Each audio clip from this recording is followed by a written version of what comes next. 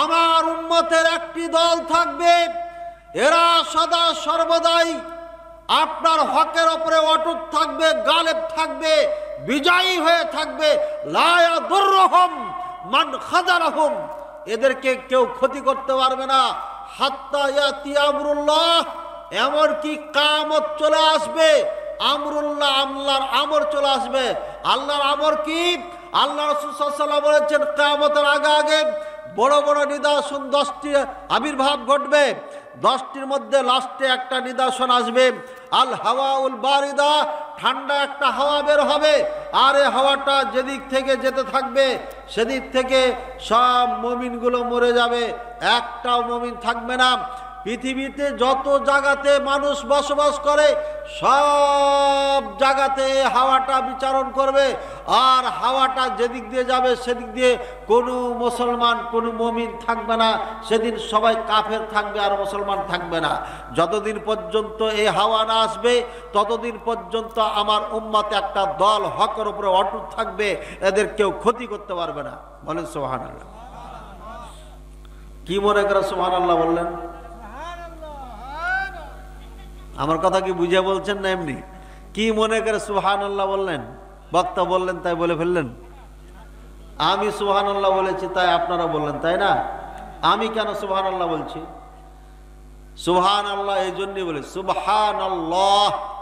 অনেকে আবার বলে সুবহান আল্লাহ হবে না সুবহানাল্লাহ হবে, এটার সমস্যা পড়ে গেছে না।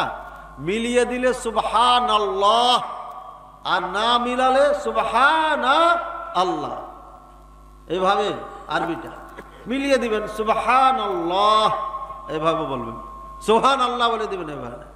সুবহানাল্লাহ একটু টান দিয়ে বলতে হবে হায়ে, সুবহানাল্লাহ পুরো আজমতের সাথে বলতে হবে, পুরো ইজ্জতের সামনে আল্লাহর জালালত কাদারের ওপরে লক্ষ্য রেখে বলতে হবে সুবহানাল্লাহ। আল্লাহ মহা পবিত্র। এই ফেতনার যুগে এই দলটা থাকবে, অটুট থাকবে, তাদের কোনো ক্ষতি করতে পারবে না। এটা যেমন তেমন কথা না। বলেন এই দলটা রাসূলুল্লাহ সাল্লাল্লাহু আলাইহি ওয়াসাল্লামের যুগে ছিল কি ছিল না? ওরা কারা? এটা নিয়ে তো কারোর দ্বিমত নাই। রাসূলুল্লাহ সাল্লাল্লাহু আলাইহি ওয়াসাল্লাম নিজেই বলেছেন, আমি এবং তোমরা সাহাবীরা যে নিয়ম নীতির উপরে আছি এটার উপরে যারা থাকবে তারা জান্নাতি। সুতরাং সাহাবায়ে কেরাম হচ্ছে প্রথম নাম্বার এই দল। সাহাবায়ে কেরামদের পরে কারা? তাবেঈনে কেরাম। তাবেঈনে কেরাম কি সবাই এই দল ছিল? এদের মধ্যেও কিছু সমস্যা ছিল, কিছু মানুষের সমস্যা ছিল, ছিল না? আব্দুল্লাহ বিন সাবা ইহুদি ছিল উমর রাদিয়াল্লাহু তাআলা আনহু যুগ থেকে, এ তো তাবেঈন নাকি? মুসলমান ছিল, আরে মুসলমানের বক্তা ছিল, খুতবাও দিত, লিডার নেতৃত্ব দিত।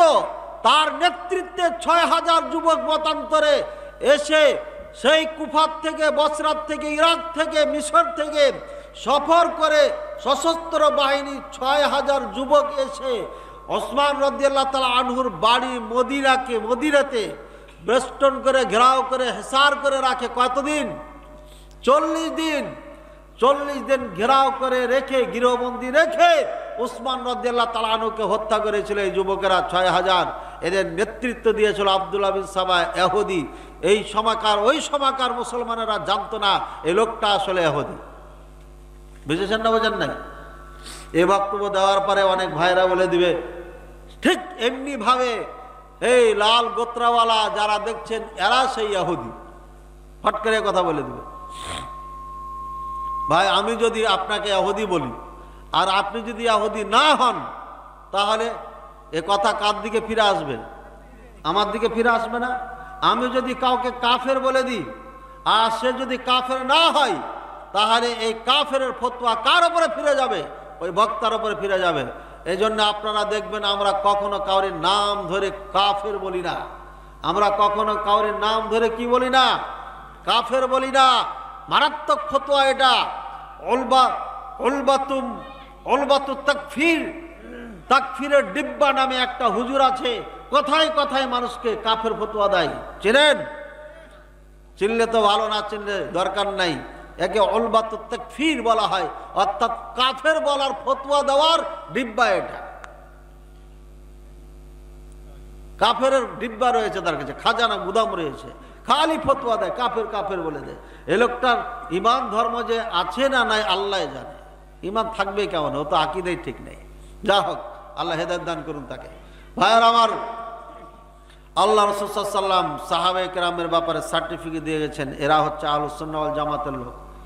এটা বলাটা ঠিক হবে না এই মুহূর্তে, কারণ আহলুস সুন্নাহ ওয়াল জামাত নামটা পরে হয়েছে, তাদের মাধ্যমে এই নামটা, এটাই হচ্ছে তাদের মাধ্যমে নামটা এসেছে। আহলুস সুন্নাহ মানে সুন্নাতওয়ালা, জামা মানে সাহাবায়ে কেরামদের যারা অনুকরণ করে তারাই হচ্ছে আহলুস সুন্নাহ ওয়াল জামা। সুন্নাহ মানে সুন্নাহওয়ালা, কোরআনের পরে যে হাদিস পড়ি আমরা, এই হাদিস সুন্নাহ। আর সাহাবায়ে জামা ওয়াল জামা মানে সাহাবায়ে কেরামদের জামাত, এদের স্টাইলে নিয়ম নীতিতে যারা কিয়ামত পর্যন্ত চলবে এদেরকে আহলুস সুন্নাহ ওয়াল জামাত বলা হয়। বুঝেন, এটা ক্রয় করা না, এটা কাউরির পৈতৃক সম্পত্তি নাই, মন চাইলে দাবি করবে। এবার চলেন আল্লাহ রাসূল সাল্লাল্লাহু আলাইহি ওয়াসাল্লামের হাদিসের সাথে একটু বাস্তবতার মিল করি। আল্লাহ রাসূল সাল্লাল্লাহু আলাইহি ওয়াসাল্লাম বলছেন, লা ইয়াদুররুহুম, তাদের কেউ ক্ষতি করতে পারবে না। কাদের ক্ষতি করতে পারবে না? যারা এই হকের উপর থাকবে। তাহলে কি রাসূলুল্লাহ সাল্লাল্লাহু আলাইহি ওয়াসাল্লাম নিজেই কি হকের উপর ছিলেন না? কি মনে করেন? তো ওনা যে দ্বন্দ্ব শহীদ হয়ে গেল, মক্কা ছেড়ে চলে দিতে হলো, তো ক্ষতি হলো না? হলো না? বেলাল রাদিয়াল্লাহু তাআলা আনহুকে রশ্মি দিয়ে বেঁধে টেনে টেনে পাথরের উপরে গরম উত্তপ্ত বালুর উপরে টেনে নিয়ে বেড়াইতো, তাহলে কি ক্ষতি হলো না? হলো না? তাহলে এই ক্ষতির অর্থ কি? লা ইয়াদুররুহুম মান খাদালাহুম, যারা তাদেরকে লাঞ্ছিত পদদলিত করতে চাবে তারা তাদের ক্ষতি করতে পারবে না। অর্থাৎ সুলি হবে, ফাঁসি হবে, জেল হবে, জুলুম হবে, মারবে, থুতু দিবে, গালি দিবে, কাফের ফতোয়া, ইহুদি ফতোয়া, যত ধরনের গালিগুলাজ করুক না কেন, সব কিছু করবে, পৃথিবীর যত শাস্তি আছে দিবে, কিন্তু এদের ক্ষতি করতে পারবে না, মানে এদের ঈমান থেকে, ইসলাম থেকে বিচ্ছিন্ন করতে পারবে না। এটা হচ্ছে হাদিসের ব্যাখ্যা।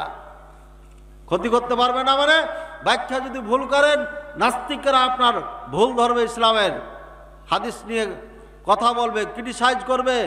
নাস্তিকেরা কথা বলতে আমাদের বক্তাদের ভুলের কারণে নাস্তিকেরা আমাদের ইসলাম নিয়ে কথা বলার সুযোগ পেয়েছে। এ ধরনের অনেক দলিল আছে। আমাকে বেরাদার রাহুল ভাই অনেকগুলো প্রশ্ন নাস্তিকদের দিয়ে পাঠাইছেন, বলেন শাইখ এগুলো উত্তর দরকার।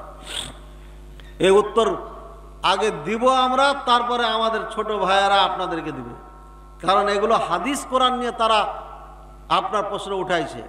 হাদিস কোরআন নিয়ে প্রশ্ন উঠিয়েছে মানে এখানে আলেম লাগবে, এই হাদিস কোরআনের ব্যাখ্যা জানে এমন লোক লাগবে, না হলে পারে এর প্রশ্ন উদ্ঘাট করা সম্ভব নাই।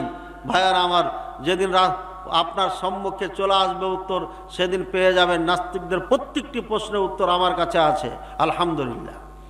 তবে এই ফালতু কাজে আমি যাই না। কেন যাই না? আমি মুনাজারা বাহাস করি কাদের সাথে জানেন? কাদের সাথে করি? জেলে দেখেছেন আপনারা কাদের সাথে করেছি? আমার ভাইয়ের সাথে করেছি, মুসলমান ভাইয়ের সাথে। কাফেরের সাথে ডিবেট করা জায়েজ নাই, হারাম।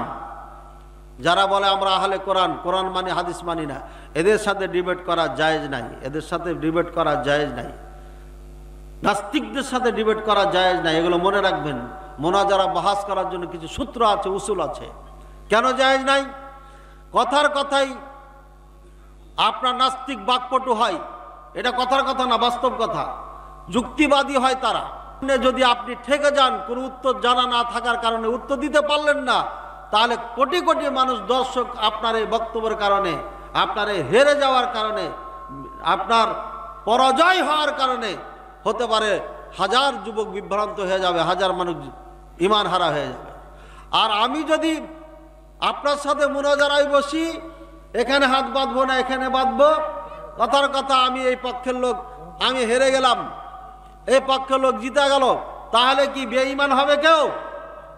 ভালো করে বুঝবেন, মুসলমানের ডিবেট হয়, কাফেরের সাথে হয় না। এই জন্য ডিবেট করা ঠিক না তাদের সাথে। ভাইয়ের আমার, আল্লাহ পাক রব্বুল আলামিন আমাদের বুঝার তৌফিক দান করুন। বলছিলাম কি, তাদেরকে ক্ষতি করতে পারবে না, আর অর্থ কি? ঈমান থেকে বিচ্ছিন্ন করতে পারবে না। আল্লাহ তাআলা বুঝার তৌফিক দান করুন। ভোলাতে আমাদের এক ভাই ছিল কামরুল ইসলাম, সর্বপ্রথম তার গ্রামে আমি গেছি। এবং ওখানে একটা বহাস মুনাজারা হয়ে গেছে। মাদ্রাসায় প্রথম হলো, ওখান থেকে জয় লাভ করে আমরা যখন বাড়িতে চলে আসলাম কামরুল ইসলাম ভাইয়ের বাসায়, তখন আবার সকালে এক মুফতি সাহেব চলে আসলেন, বলেন যে আমি তো ছিলাম না, আপনারা আমাদের হুজুরদেরকে ছাত্রদেরকে হার মানাইছেন, এটা আমি মেনে নিতে পারছি না, আমার সাথে কথা বলতে হবে। আমি শুয়েছিলাম, উঠে বসলাম, ঠিক আছে শুরু করেন। আপনি শুরু করলেন। পরে বললাম যে আপনার ডায়েরিটা দেখেন, ডায়েরিটা খুলেন তো। দেখে আরবিতে উনি নোট করে রেখেছে। আমি জানি যারা বহাস মুনাজারা করে ওখানে নোট করে রাখে ডায়েরিতে। আমি বললাম পড়েন। পড়তেছে, ওখানেই লেখা আছে উমুকে এটাকে দুর্বল বলেছে। আমি বলছি আপনি তো লিখে রেখেছেন দুর্বল বলেছে, তো আপনি আবার কিসের মুনাজারা করতে এসেছেন? আপনি তো লিখে রেখেছেন এই হাদিসটা দুর্বল। বুঝছেন, আবারও বিজয় হয়ে গেল আলহামদুলিল্লাহ। এরপরে কামরুল ইসলাম ভাইকে বলেছিলাম একটা মসজিদ দেন প্রথমে। উনি মসজিদের উদ্যোগ নিলে পারে মসজিদ বানিয়ে ফেলে, তখন আগুন দিয়ে জ্বালিয়ে দেওয়া হয়। জ্বালানো হয়েছে না হয় নাই?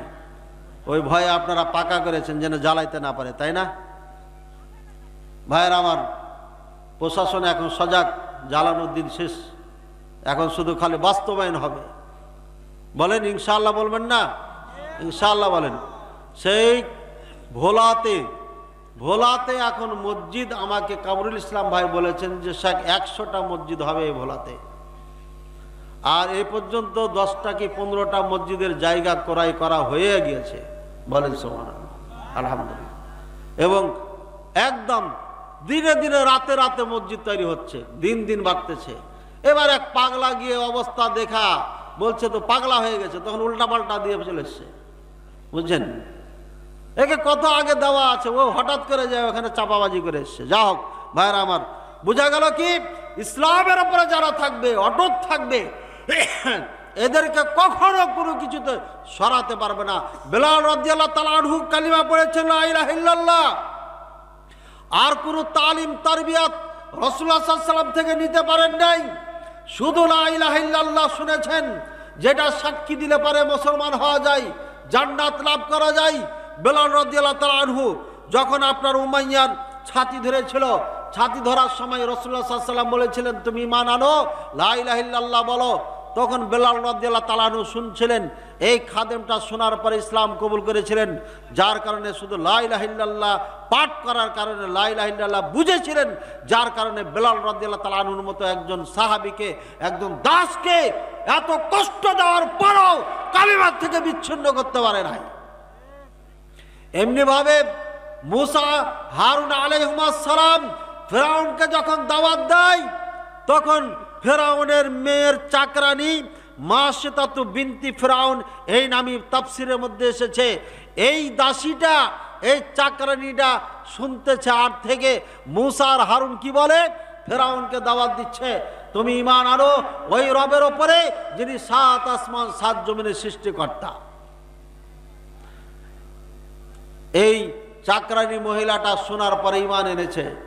এই মহিলার ঘটনা, তাকে আগুনে নিক্ষেপ করা হয়েছে। প্রথমে 4টি সন্তান একটা একটা করে আগুনে নিক্ষেপ করা হয়েছিল। তারপরে কোলের বাচ্চাটাকে যখন নিক্ষেপ করা হয়, এই বাচ্চাটাই বলছিল মা চিন্তা করো না, এটা আগুন নয়, এটা ফুলের বাগান, চলে আসে, আপত্তির কিছু নেই। এই হচ্ছে ফেরাউনের ঘরে থেকে ফেরাউনের মেয়ের চাকরানী একবার দাওয়াত পেয়ে কালিমা পড়ে তাকে উত্তপ্ত আগুনে জ্বালানো হয়েছে, সন্তানদেরকে জ্বালানো হয়েছে, কিন্তু কালিমা থেকে বিচ্ছিন্ন করতে পারে নাই। এই হচ্ছে মুসলমান, একে বলে ইমানদার, একেই বলে মুমিন, একেই বলে আপনার খাঁটি মুমিন, একেই বলে জান্নাতি। জান্নাত এত সহজ নয়, তামাক চাষ করবেন আর জান্নাতে তালাশ করবেন, এটা কখনো হতে পারে না। তামাকের সাথে জান্নাতের সম্পর্ক নাই, তামাকের সাথে জাহান্নামের সম্পর্ক আছে। আপনি যত বড় মুসল্লি হন না কেন, তামাক চাষকারী, আপনার জান্নাতে যাওয়া কঠিন হবে। আপনি জান্নাতে যাবেন, তবে এত সহজে যেতে পারবেন না। আমি এটা বলবো না যে চিরকাল জাহান্নামী হবেন, তবে জাহান্নামে আপনাকে যেতেই হবে, এতে কোনো সন্দেহ নেই। আর না হলে আজকের মাহফিল থেকে তওবা করে তামাক চাষ বন্ধ করতে হবে কুষ্টিয়ার মানুষ। আমার মনে হয় এই বক্তব্য দেওয়ার জন্য মাঝখানে গ্যাপ হয়েছে। মাহফিল কুষ্টিয়াতে 2-1 বছর মনে হয় হয়নি। আমার ভাইয়ের আমার, তামাক চাষ বন্ধ না করলে পারে কখন আল্লাহর গজব আসবে আল্লাহ ভালো জানেন। কুষ্টিয়া, মেহেরপুর আর সম্ভবত হ্যাঁ, কুষ্টিয়া মেহেরপুরে দুইটি ডিস্ট্রিক্টকে আমি ভালো করে চিনি। এই দুইটি ডিস্ট্রিক্টের প্রতি আল্লাহর রহমত রয়েছে। যেখান সেখান দিয়ে আল্লাহ পদ্মা নদীর থেকে নালা বের করে দিয়েছেন। ভাইয়েরা আমার, আরব দেশে এমন একটা গ্রাম ছিল যে গ্রামের মানুষ পুরো এলাকা বাগান বাগান বানিয়ে রেখেছিল। পৃথিবীর সব থেকে ধনী এই এলাকার মানুষ ছিল। তারা আল্লাহর নিয়ামতের না শুকরি করার কারণে গজব দিয়ে কিয়ামত পর্যন্ত এই গ্রামকে আল্লাহ নিশ্চিহ্ন করে দিয়েছে। কুষ্টিয়া মেহেরপুরের মানুষ যদি তামাক চাষ বন্ধ না করেন, এমন গজব আসবে জীবনে কোনোদিন নাম নিশানা খুঁজে পাবেন না। এটা আল্লাহর গজব। তামাক চাষ করে মুসলমানের বাচ্চা খাবে, এটা কিসের মুসলমান? এটা মুসলমানের বাচ্চা হতেই পারে না। তামাক চাষ করে মুসলমান, এটা বিশ্বাসই করতে পারি না আমি। আল্লাহ তাআলা বুঝার তৌফিক দান করুন। ভাইয়েরা আমার, বক্তব্য শুনে হয়তো মন খারাপ করবেন, হুজুর আমার এই বক্তব্য দিলেন কেন? তাই নাকি? কি বলেন? এটা মেসেজ দিয়ে দিলেন উল্টা পাল্টা। 12টার মধ্যে শেষ করতে হবে, তাহলে কি করবেন? হ্যাঁ ভাইয়ের আমার, বক্তব্য মাত্র তো একটা দুটা হাদিস বলা হয়েছে না, আর একটা আয়াত, 3টা মাত্র বলা হয়েছে, 3টা বলা হয়েছে। ভাইয়ের আমার, আল্লাহ তাআলা বুঝার তৌফিক দান করুন। বহু জায়গাতে 12টা বলে 2টা বাজায় দিয়েছি, সমস্যা হয় নাই। আপনাদের এখানে সমস্যা হবে নাকি ভাই? হ্যাঁ এখানে তো প্রশাসনের লোক এসেছিলেন, আমরা বক্তব্য কি দিছি শুনে টুনে যদি উপকার হয় তাহলে একটু সময় দিতে হবে। হ্যাঁ, এখানে এমপি মহোদয় আছেন, এখানে সভাপতি সাহেব আছেন, গণ্যমান্য লোক আছেন, সুতরাং চেষ্টা করবেন কিছু সময় দিয়ে জাতির যেন উপকার হয়। আমরা জাতির ক্ষতি করার জন্য আসি নাই, উপকার করার জন্য এসেছি। যেখানেই বসবো সেখানে উপকার হবে, অপকার হবে না ইনশাআল্লাহ। ভাইয়ের আমার, এবার কি বুঝেছেন? হ্যাঁ, আপনারা আমাকে যদি 10টা তো দিতেন তাহলে তো একটা হতো, কিন্তু আপনারা লেট করে দিয়েছেন, তো 10:30 হলো তো হতো, তা হয়নি। তো যা হোক ভাইয়েরা আমার, এবার সামনে চলি। একটা দল থাকবে, এরা কিয়ামত পর্যন্ত হকের উপরে থাকবে, এটা বুঝেছি তো। এই দলটা সাহাবায়ে কেরামদের দল ছিল। সাহাবায়ে কেরামদের পর তাবেঈনে কেরাম। এই সময় ছিল কি ছিল না? 500 বছর পরে ছিল কি ছিল না? 1000 বছর পরে ছিল কি ছিল না? 1400 বছর পরে এখন আছে না নাই? এখন যদি বলেন যে নাই, তাহলে পরে হাদিস মিথ্যা হয়ে যাবে। রাসূলুল্লাহ সাল্লাল্লাহু আলাইহি ওয়াসাল্লাম বলেছেন কিয়ামত পর্যন্ত থাকবে, অর্থাৎ এই জমিনে যতদিন মুসলিম থাকবে ততদিন পর্যন্ত এই দল থাকবে। সুতরাং কুষ্টিয়ার মাটিতে বোঝা যাচ্ছে দল আছে, ঠিক কিনা? তাহলে খুঁজে বের করব এই কুষ্টিয়ার মাটিতে এই দলটা কারা। আচ্ছা, এবার আর একটা হাদিস শুনি। তারাকতু ফিকুম আমরাইন লান তাদিল্লু মা তামাসসাকতুম বিহিমা কিতাবাল্লাহ ওয়া সুন্নতি। এই হাদিস তো সবাই শুনেছি নাকি? আল্লাহ রাসূল সাল্লাল্লাহু আলাইহি ওয়াসাল্লাম ভাষণে বলেছিলেন, আরাফাতের ভাষণে, এই আমার সাহাবীরা শুনো, আমি তোমাদের জন্য 2টি জিনিস রেখে গেলাম, যতক্ষণ পর্যন্ত একে মজবুত করে ধরে থাকবে, লাং তাদিল্লু, ততক্ষণ পর্যন্ত কখনোই গুমরাহ হবে না। 2টি কি? কিতাবাল্লাহ, একটা হচ্ছে কোরআনুল কারীম, আর দ্বিতীয় নম্বর হচ্ছে সুন্নতি, আমার সুন্নাত। বলছে হুজুর এবার সোজা হয়েছেন আপনি। বিসমিল্লাহ। আমরা তো এই কথাই বলতেছি যে সুন্নাত মানতে হবে, হাদিস মানা যাবে না। হাদিসই বলছে সুন্নাত মানতে হবে। মাইয়াইশ মিনকুম বাদি ফাসায়ারা ইখতিলাফান কাসীরা। হে আমার সাহাবীরা, আমার পরে তোমরা যারা বেঁচে থাকবে অতি শীঘ্রই তোমরা খালি মতনক্য দেবে। কুষ্টিয়ার হুজুরদের সাথে এক হুজুর আর এক হুজুরের মিল থাকবে না। ওই সময় কি করবে? আলাইকুম বিসুন্নতি, তখন আমার সুন্নাতকে মজবুত করে ধরবে। ও সুন্নতি খুলাফায়ে রাশিদিন আল মাহদিয়িন, এরপরে খুলাফায়ে রাশিদিনদের সুন্নাতকে মজবুত করে ধরবে। এখানে তো সুন্নাত মানতে বলেছে। আপনারা যে হাদিস বলছেন, এটার উত্তর ইনশাআল্লাহ পরে দিয়ে যাব। কথা বলছেন, ভুলে গেলে পারে মনে করে লিখিতভাবে প্রশ্ন দিয়েছেন, আপনারা প্রশ্ন দিবেন, উত্তর পেয়ে যাবেন ইনশাআল্লাহ। আলাইকুম বিসুন্নতি ওয়া সুন্নতি খুলাফায়ে রাশিদিন, আমার সুন্নাতকে ধরবে, খোলাফায়ে রাশিদিনের সুন্নাতকে ধরবে। ভাইয়ের আমার, রাসূলুল্লাহ সাল্লাল্লাহু আলাইহি ওয়াসাল্লামের সুন্নাত কোথায় পাবো? এটা খুঁজে বের করা দরকার কি না? আল্লাহ রাসূল সাল্লাল্লাহু আলাইহি ওয়াসাল্লাম বলেছেন প্রথমে কি? কোরআনের কথা। তাহলে কোরআন আমাদের মাঝে আছে না নাই? এর মধ্যে কোনো সন্দেহ আছে? কোনো সমস্যা আছে? হ্যাঁ, কোরআনের মাঝে কোনো সমস্যা নাই, কিন্তু ব্যাখ্যার মধ্যে সমস্যা করেছে, কোরআন বুঝতে সমস্যা করেছে। একদল হুজুর বলে ওয়াহুয়া মাআকুম, তোমাদের সাথে আল্লাহ আছেন। কি বলেছেন ভাই? কোরআনে আছে তোমাদের সাথে আল্লাহ আছেন। আমি যদি বলি আল্লাহ তোমার সাথে আছেন বা আপনার সাথে আল্লাহ আছেন, এর মানে কি আল্লাহ সব জায়গায় বিরাজমান? ভালো করে বুঝেন। আমি যদি বলি আল্লাহ আপনার সাথে আছেন, এর মানে কি আল্লাহ সব জায়গায় বিরাজমান? এটা বুঝাই আল্লাহ আপনার সাথে আছে। আর মানে বাবা ছেলেকে বলছে বাবা তুমি যাও, তোমার সাথে আল্লাহ আছে, এর মানে আল্লাহর রহমত আছে, দয়া আছে, দৃষ্টি আছে, তুমি টেনশন করিও না, তোমার সার্বিক সহযোগিতার জন্য একমাত্র আল্লাহ আছেন। আমি যখন দেওবন্দে পড়ার জন্য যাই, এক দেশ থেকে আরেক দেশ, টাকা পয়সা যাই না। আমার আব্বা বলেছিলেন বাবা তুমি যাও, আল্লাহ তোমাকে না খেয়ে রাখবেন না। আলহামদুলিল্লাহ, না খেয়ে রাখেন নাই আজ পর্যন্ত। ভাইয়ের আমার, এই যে কথা রাসূলুল্লাহ সাল্লাল্লাহু আলাইহি ওয়াসাল্লাম আবু বকর রাদিয়াল্লাহু তাআলা আনহুমা গারে সাওরে আশ্রয় নিয়েছেন, আর রাসূলুল্লাহ সাল্লাল্লাহু আলাইহি ওয়াসাল্লাম বলছেন লা তাহজান ইন্নাল্লাহা মা'ানা, আবু বকর টেনশন করিও না, নিশ্চয় আল্লাহ তাআলা আমাদের সাথে আছেন। এর মানে কি? আল্লাহ সব জায়গায় বিরাজমান। এই তো আপনারাই বুঝেন, কিন্তু হুজুররা যে বলছে এই আয়াত দিয়ে যে আল্লাহ সব জায়গায় বিরাজমান, এটাই হলো ভুল ব্যাখ্যা। আইনামা তুয়াল্লু ফাসাম্মা ওয়াজহুল্লাহ, যেদিকেই মুখ করে সালাত পড়ো সেদিকেই আল্লাহর চেহারা।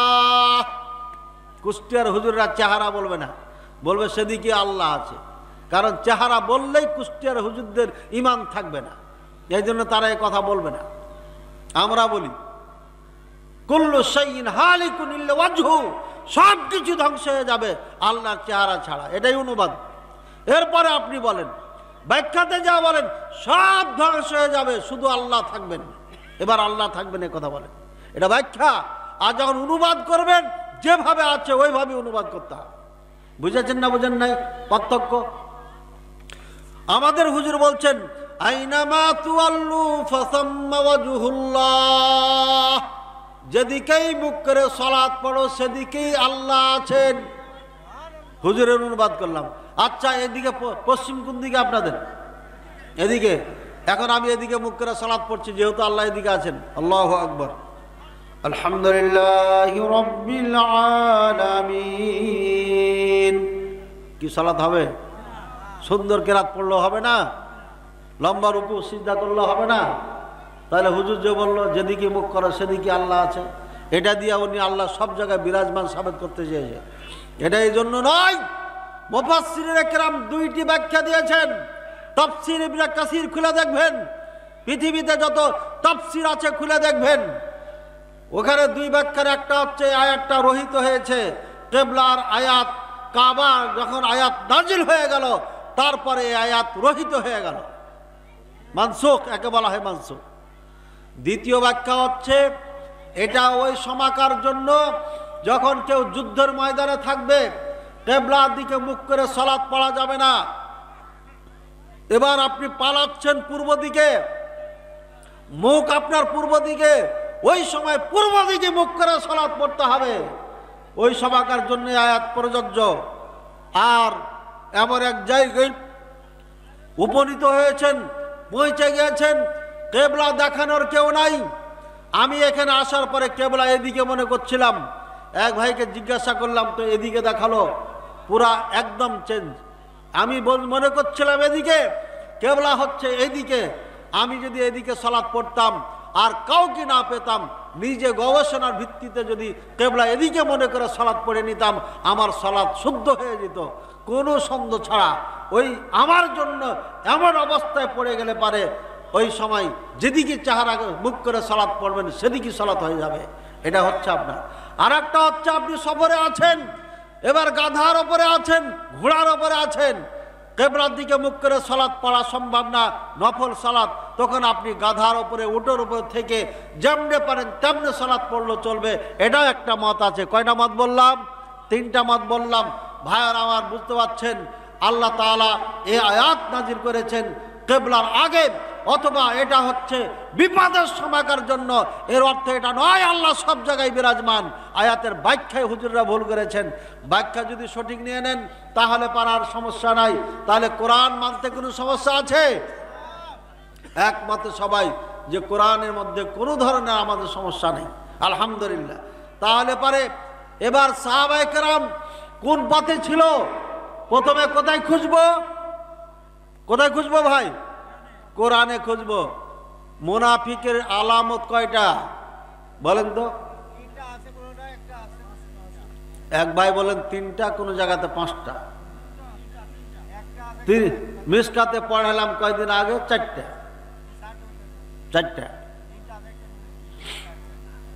এই হাদিসে যে মুনাফিকের কথা বলা হয়েছে, ইদা হাদ্দাসা কাযাবা, যখন কথা বলে মিথ্যা বলে, ঠিক আছে। ইদা আহাদা গাদারা, যখন অঙ্গীকার করে তখন গাদ্দারি করে, ঠিক আছে। ইদা তুমিনা খানা, যখন আমানত দেওয়া হয় খেয়ানত করে। এই আলামতগুলো হচ্ছে মুসলমানদের মধ্যে পাওয়া যায় না? তাহলে কি খাঁটি মুনাফিক হয়ে গেল? খাঁটি মুনাফিকের আলামত হচ্ছে 36টা। কয়টা? এই 36টা কোরআনই আছে আলামত, 36টা আয়াতে আছে। এক এক আয়াতে কখনো 2টা 3টা করে নিদর্শন বলা হয়েছে, ভাগ করলে আরো বের হয়ে যাবে। তো 36টা নিদর্শন খাঁটি মুনাফিক যারা, তাদের হচ্ছে কোরআনে। আর আমলগত মুনাফিক মুসলমানও হয়, কাফেরও হয়, মুনাফিক তো হয়। আমলগত মুনাফিক এটা হাদিসে উল্লেখ করা হয়েছে, বুঝেছেন তো? এবার ভাইয়ের আমার, ভুল করেন না। খাঁটি মুনাফিকের ব্যাপারে এখানে পেয়ে যাব। আল্লাহ কোথায় আছে এখানে পেয়ে যাব। আল্লাহ গায়েব জানেন না, কে জানেন? অন্য কেউ জানে কি জানেন আল্লাহ ছাড়া? এখানে পেয়ে যাব। এক কথায় আকীদা তাওহীদের ক্ষেত্রে বিস্তারিত কোরআনে বলা হয়েছে। সালাতের ব্যাপারে বলা হয়েছে, বিস্তারিত বলা হয় নাই। যাকাতের বলা হয়েছে, বিস্তারিত বলা হয় না। সিয়ামের ব্যাপারে বলা হয়েছে, বিস্তারিত বলা হয় না। ইত্যাদি ইত্যাদি অনেক মাসালা এখানে সমষ্টিগত বর্ণনা হয়েছে, বিস্তারিত বর্ণনা নাই। এটা কোথায় আছে? সুন্নতি, আমার সুন্নাতে আছে। এবার রাসূলের সুন্নাত কোথায়? আপনারা সবাই জানেন ইমাম আহমদ রহিমুল্লাহ সম্পর্কে। ইমাম আহমদ রহিমুল্লাহকে চিনেন আপনারা? জি, দেখেছেন কেউ? ওনার ওয়াজ বক্তব্য কথা শুনেন নাই? ইমাম আহমদ রহিমাহুল্লাহ 10 লক্ষ হাদিসের হাফেজ ছিলেন, বলেন সুবহানাল্লাহ। 1-2 নয় রে ভাই, 10 লক্ষ হাদিস। আর যদি বাংলাদেশে বলে দেয় 1 লক্ষ হাদিস মুখস্থ করে দাও, তোমাকে গোটা কুষ্টিয়ে দিয়ে দেবো, আমার মনে হয় 14 গোষ্ঠী মিলেও পারবে না। লেখা আছে তাও পারবে না। আর ওই সময় লেখা ছিল না, এক জায়গাতে ছিল না, বিভিন্ন জায়গার থেকে কুড়িয়ে কুড়িয়ে এক এক ওস্তাদের কাছে যে নিতে হতো। তারপরে 10 লক্ষ হাদিসের হাফেজ। যেমন তেমন এটা কম্পিউটার নাকি? হ্যাঁ, 1 বছরে 1 সিজনে ওয়াজ করে আমার কম্পিউটারে দেওয়া হয়, 2টা হার্ড ডিস্ক ফুল হয়ে যায়, লোড হয়ে যায়, লাল হয়ে যায়, ডিলিট করে দিতে হয়, রাখা যায় না। এই কয়েকদিনের বক্তব্য, কয়েক মাসের বক্তব্য। আর ইমাম আহমদ রহিমুল্লাহ মাথার মধ্যে 10 লক্ষ হাদিসকে রেখেছিলেন, বলেন সুবহানাল্লাহ। 10 লক্ষ হাদিস। এবার ছাঁটাই বাছাই শুরু করলেন কে? ইমাম বুখারী রহিমুল্লাহ। কে? সমস্ত উলামায়ে কেরাম ছাঁটাই বাছাই শুরু করলেন। একদম যেগুলো নিখুঁত চলবে সেগুলো নিতে হবে। এখানে প্রশ্ন, অনেকে বলবে এই রাসূলুল্লাহ সাল্লাল্লাহু আলাইহি ওয়াসাল্লামের হাদিস কি আবার দুর্বল হয়, জাল হয়? কথা তো ঠিকই। রাসূলুল্লাহ সাল্লাল্লাহু আলাইহি ওয়াসাল্লামের কথা কি জাল দুর্বল হবে? কোশ্চিন কালো হবে না। তাহলে এই যে হাদিসটা জাল, এটা দুর্বল, এটা বাতিল, এটা বলা হয় যে কেন বলা হয়? একটু বুঝাইলে বুঝবেন। কথার কথা, আপনাদের এই গ্রামে একজন মানুষ আছে সবসময় খালি মিথ্যা কথা কয়। ওই যদি বলে ভেড়া মারাতে আমি দেখে এলাম যে এখানে মাননীয় প্রধানমন্ত্রী শেখ হাসিনা এসে দেখি চা খাচ্ছে, বেঞ্চে বসে চা খাচ্ছে, ঠিক আছে, ইনি এ কথা বললেন। আর পাক্কা সচ্চা একজন মুসলমান যে কখনো মিথ্যা কথা বলে না, সে এসে বলল আমি দেখে আসলাম প্রধানমন্ত্রী না, প্রধানমন্ত্রীর মতো কিশোরগঞ্জে যে মহিলাটা ছিল ওই মহিলাটা ওখানে চা খাচ্ছিল। তাহলে কারটা বিশ্বাস করবেন? সত্যবাদীর কথা বিশ্বাস করবেন। এই সত্যবাদীর জন্য কথাটা সত্য হয়ে গেল, আর ওই মিথ্যুকের কারণে এটা মিথ্যা হয়ে গেল। এখন কার কথা সত্য এটা আবার যাচাই শুরু হবে। আচ্ছা, এই হুজুর ছাড়া অন্য কেউ দেখেছি কিনা, ইমাম সাহেব ছাড়া? তখন হাজী সাহেবের কাছে চলে গেলেন। হাজী সাহেব আপনি কি দেখেছেন? বলছে হ্যাঁ, শেখ হাসিনার মতো যে মেয়েটা কিশোরগঞ্জে দেখেছিলাম ওই মেয়েটা চা খাচ্ছে। তাহলে আর একজন পাওয়া গেল। মৃত্যুকের সাথে আর কেউ পাওয়া যাচ্ছে না। কিন্তু তৃতীয় আর একজন ভালো মানুষের কাছে চলে গেলেন, সেও বলছে না, শেখ হাসিনার মতো যেই মহিলাটাকে দেখেছিলাম সে ওখানে চা খাচ্ছিল। শুনতে শুনতে ভেড়া মারা চলে গেলেন চায়ের দোকানে। এই তোমার চায়ের দোকানে চা খেয়েছে কি হাসিনা না ওই মেয়েটা? বলছে না, হাসিনা তো আসে না রে ভাই, ওই মেয়েটা এখানে চা খেয়েছে। এবার সত্যতা প্রমাণ হলো না? হলো না? এটা হলো হাদিস। আর ওই যে মৃত্যুকে বলেছিল ওটা হাদিস নয়, কিন্তু হাদিস বলে চালিয়ে দেওয়া হয়েছে, তাই আমরা বক্তব্যতে হাদিস বলি। ওটা হচ্ছে জাল হাদিস, আর এটা হচ্ছে সত্যিকারী হাদিস। এবার বুঝেছেন না বোঝেন নাই? এই হাদিস তৈরি করতে করতে করতে করতে করতে ইমাম বুখারী রাহিমাহুল্লাহ 2 লক্ষ হাদিস এমন মুখস্থ করেছিলেন, তার মধ্যে 1 লক্ষ হাদিস খালি জাল আর দুর্বল ছিল, বানাওয়াট হাদিস ছিল। এই কথা যদি কেউ না মানে, এরপরে যদি কোনো হুজুর বলে জাল রাসূলুল্লাহ সাল্লাল্লাহু আলাইহি ওয়াসাল্লামের কথা কি জাল হতে পারে, তাহলে আমার কাছে বই আছে, আমি এনে দেব, ঠিক আছে? আমাকে ভাড়া টাড়া দেওয়া লাগবে না, আমি নিজের ভাড়ায় আসবো, নিজের ড্রাইভ করতে পারি, চালাইয়া চলে আসবো, ড্রাইভারের অপেক্ষা করতে হবে না। আমি কিতাব খুলে দেখাই দেবো বিশুদ্ধ সনদে, সনদে কোনো ত্রুটি নাই। ওখানে কি বলেছে? মান নাকাহা নিকাহান মুতআতান, কি নিকাহান মুতআন, যে ব্যক্তি কন্ট্রাক্ট বিবাহ করবে ফালাহু আজরু হাজ্জিন মাবরুরিন, তার কবুল হজের নেকি হবে। কন্ট্রাক্ট বিবাহ,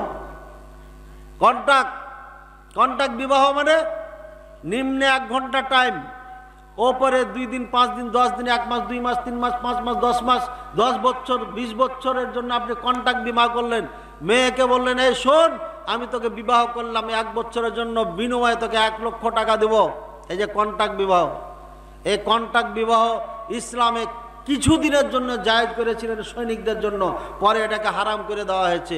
শিয়ারা এখনো এটাকে বাস্তবায়ন করে রেখেছে, এখনো চলে, বুঝছেন? এই কন্ট্রাক্ট বিবাহর যে হাদিসটা বললাম, বিবাহ করলে কবুল হজের নেকি পাওয়া যায়, বিশুদ্ধ সনদে প্রমাণ আছে। হুজুর যদি বলে রাসূলুল্লাহ সাল্লাল্লাহু আলাইহি ওয়াসাল্লামের হাদিস কি দুর্বল হতে পারে, জাল হতে পারে, তাহলে হুজুরকে বলবেন আপনার মেয়ে থাকলে মেয়ের সাথে, বোন থাকলে বোনের সাথে, এক কথায় যে আছে তাকে আমি কন্ট্রাক্ট বিবাহ করব, বিনিময়ে যা টাকা নেবেন তাই দেবো, রাজি হতে হবে। এটা হাদিস রাসূলুল্লাহ সাল্লাল্লাহু আলাইহি ওয়াসাল্লাম, বুঝছেন? হাদিস আছে, বললাম আমি দেখাবো। রাসূলুল্লাহ সাল্লাল্লাহু আলাইহি ওয়াসাল্লামের হাদিস যে জাল হয় না, যদি এ কথা বলেন তাহলে হাদিস মানতে হবে। আর যদি আপনি অস্বীকার করেন কাফের হয়ে যাবেন। এবার বলেন হাদিস জাল হয় কি হয় না? এই যে মান আতা ইলাইহা ফালাহু আজরু উমরাতিন কামিলাতিন মাকবুলাতিন, যে ব্যক্তি এই মেয়ের কাছে আসবে, যে কন্ট্রাক্ট বিবাহ করেছে স্ত্রীর কাছে, যতবার আসবে ততবার কবুল উমরার নেকি পাবে, বুঝছেন? কিসের নেকি পাবে? কবুল উমরার নেকি পাবে। আমরা উমরা করতে যাব এটা শোনানোর জন্য না, বড়ত্বর জন্য না, বরঞ্চ প্রচারের জন্য বলছি। কোরআন সুন্নাহ ভিত্তিক উমরা করার জন্য আমরা যথেষ্ট, আলহামদুলিল্লাহ। আমি যাব এবার, আল্লাহ যদি চান। হায়াত মতের কথা, তৌফিকের কথা আল্লাহ ভালো জানেন। আপনারা যেতে পারেন। আপনারা রমজানের একদম প্রথম দিন যাব, অথবা একদিন আগে, 2-1 দিন আগে পিছু হতে পারে, ইনশাল্লাহ যাব। এই উমরা করতে যাব 1,75,000 টাকা এই ট্রাভেলসকে দিতে হবে। আর হুজুর কইছে কন্টাক্ট বিবাহিতা স্ত্রীর কাছে গেলি উমরার নাকি পাওয়া যায়, কবুল উমরার নাকি, আবার কবুলের গ্যারান্টি। এবার কন্টাক্ট বিবাহ করবেন না করবেন না, এত ফজিলতের হাদিস। এই যে জাল হাদিস, এটাই জাল হাদিস বানাইছে। জাল হাদিস তৈরি করা খুব সহজ। আমি বলবো সামিতু আন্না ওমর বিন খাত্তাব রাদিয়াল্লাহু তাআলা আনহু সামিআ, শুনেছেন কার থেকে? রাসূলুল্লাহ সাল্লাল্লাহু আলাইহি ওয়াসাল্লাম থেকে। রাসূলুল্লাহ সাল্লাল্লাহু আলাইহি ওয়াসাল্লাম থেকে শুনেছেন, আমি শুনেছি, বা হাদ্দাসানি ফলান, হাদ্দাসানি ফলান। আবু বকরের পরে আপনার নাফের থেকে অমুক অমুক করে বড় বড় আইম্মায়ে কেরামদের নাম বলতে বলতে বিশুদ্ধ একদম সবার কাছে গ্রহণযোগ্য বড় বড় ইমামদের নাম নিয়ে আমি হাদিস বর্ণনা করে দিলাম। জাল তো জালই, তৈরি করতে তো আর সমস্যা নাই, তৈরি করে আপনাকে দিয়ে দিলাম, সনদে কোনো সমস্যা দেখাতে পারবেন না। তখন আপনি জাল মানবেন কি না, হাদিস মানবেন কি মানবেন না? সাধারণ মানুষ বলবেন হ্যাঁ সনদ ঠিক আছে, সূত্র ঠিক আছে, এটা তো আবু বকর বর্ণনা করেছেন, আবু বকর থেকে এই তাবির থেকে এটা থেকে বড় ইমাম, সুতরাং এটা তো মানতেই হবে। এখন ওলামায়ে কেরাম জাত পর্যায়ে আবার শুরু করবেন, যেই কথাটা বলছে কথাটা ঠিক আছে কিনা। এলা হাদিস শাস্ত্রের মধ্যে এলা পড়ানো হয়।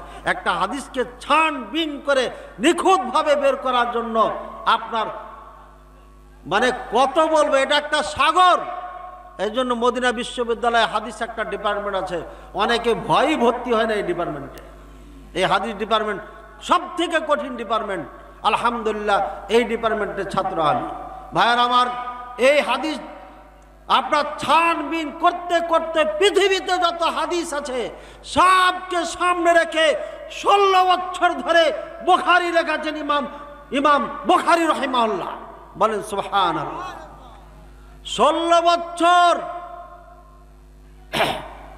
উনি 16 বছর সমস্ত হাদিসকে সামনে রেখে গবেষণা করে পৃথিবীর সব থেকে সেরা হাদিস, যেগুলোর ওপরে আমল ছিল, যেগুলোর ওপরে সমস্ত ওলামায়ে কেরাম ঐক্যমত ছিল, যেগুলোর ওপরে উম্মতে মুসলিমা একমত ছিল, যে হাদিস নিয়ে কোনো দ্বিমত ছিল না, এই সমস্ত হাদিস বুখারীতে নিয়ে আসা হয়।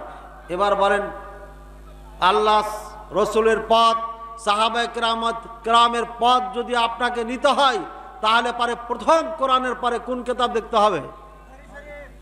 বুঝেছেন আমার কথা না বুঝেন নাই? আল্লাহ রাসূল সাল্লাল্লাহু আলাইহি ওয়াসাল্লাম বলছেন আমার সুন্নাতকে ধরতে হবে। সুতরাং সুন্নাত ধরবো, হাজার হাজার বই আছে, এর মধ্যে সব থেকে বিশুদ্ধ বই কোনটা? সেটি হচ্ছে বুখারী। এটাই নিতে হবে আপনাকে। আমি যখন দেওবন্দে পড়ি, আমার হাতে মাদ্রাসা থেকে উঠিয়ে দিয়েছিল, ওই কিতাবের মুকদ্দমায় লেখা আছে, আশা করি বাংলাদেশের এই বুখারীতে এই কথা লেখা আছে, আসাহুল কিতাব বাদা কিতাবিল্লাহ সহিহুল বুখারী।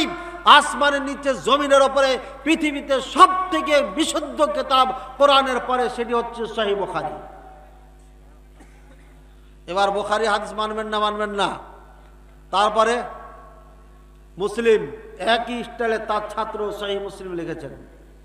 এরপরে নাম্বার হচ্ছে আবু দাউদ, এরপরে তিরমিজি, এরপরে নাসাই, তারপরে ইবনে মাজাহ, এরপরে মতনক্য শুরু হয়েছে, তারপরে মুয়াত্তা মালিককে আগে দেওয়া যায়। এরপরে আপনার নাম্বার নাই। এরপরে বইয়ের মধ্যে জাল দুর্বল হাদিস সব উল্লেখ করা হয়েছে। ইবনে মাজার মধ্যে দুর্বল হাদিস আছে, এমনকি জাল হাদিস আছে।